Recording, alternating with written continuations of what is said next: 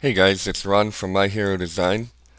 This is going to be a quick video about using the kick transition, and let me preview it first. Okay, we have a scene here in a living room or library, and now we're on a subway car.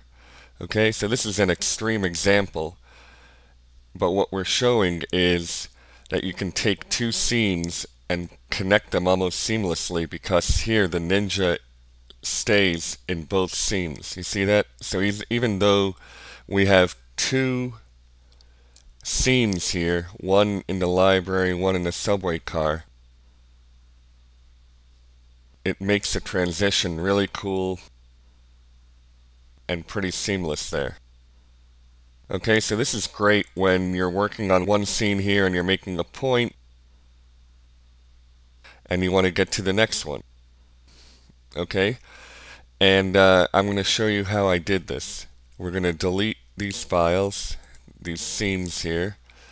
I'm going to create a new one. Add animation slide, add flash animation. Inside of the Explaindio resources, I'm going to go to Images, MHD Ninja,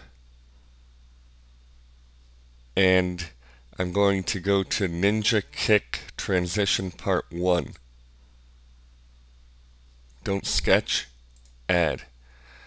Okay, again, like with the star transition, with any transitions, this area of the image has to cover the entire canvas for it to work correctly. So we're going to hold down Shift and drag so that we get it at least like that. But then if you need to go bigger, that's okay. It's just that you need to be at least as big as the canvas, and then you can go bigger. So if I close the canvas, there, we've got the first half of our transition. Okay, now I'm going to create the second scene, add animation slide, add flash animation, and I'm going to find the transition part 2 for the kick. Don't sketch, add. Again, I'll make it big. And we want to kind of match the size of the ninja here. So you just go by the size of the image file, and these are pretty close. The kick one actually allows for, you can actually change it up a little bit more, but in general there's no reason to, so you may as well just kind of match it to the first one. And we can play the second one now. So here you see we come back. Here we start, boom, and then we come back. Under scene of the first scene, I'm going to go to gallery. I'm going to go to these great backgrounds, which are from Video Maker's Toolkit Volume 3. And I'm going to go with this library image, add image,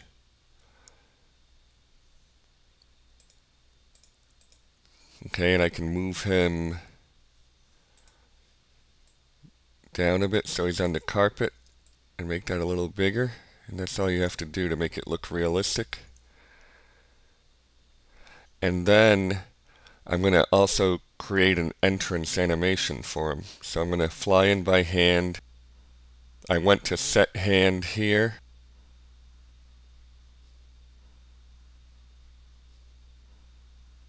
This one is pretty effective.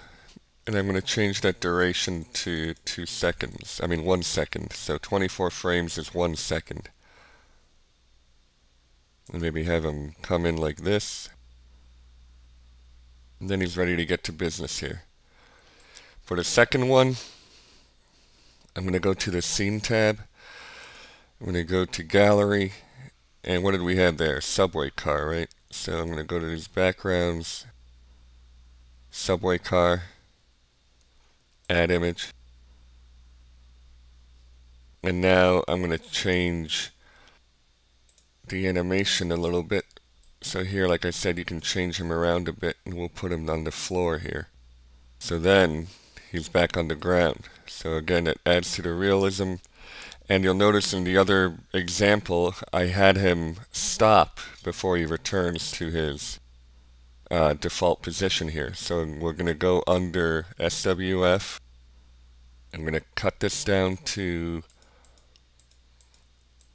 8 frames so that he ends on this. So if we play that, you see that he just comes back to this position. And then I'm going to give him an exit animation. So I'm going to have him fly out. Actually, you know what? I want to do the fly out by hand here too, because it works pretty well. And we'll just have him pulled out to the side like this. Action duration will be 1 second. And I'm going to get that hand again with the 2 fingers.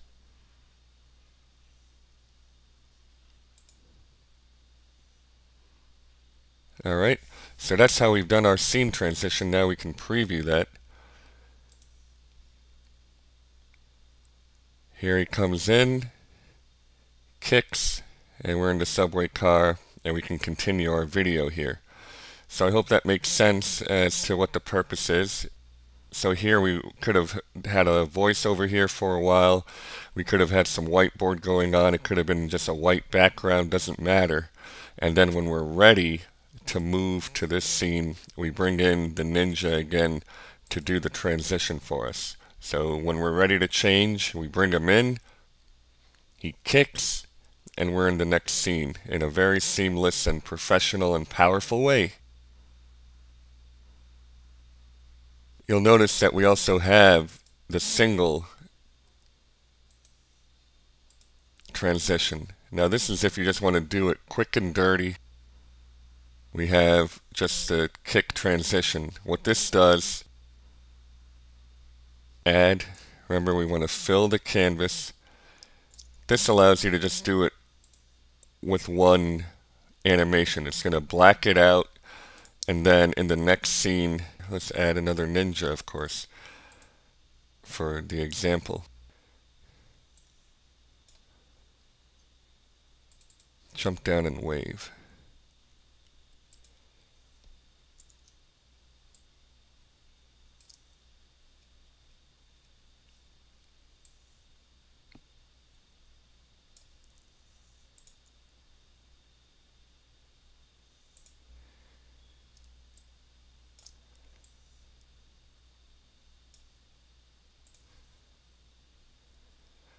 Alright, so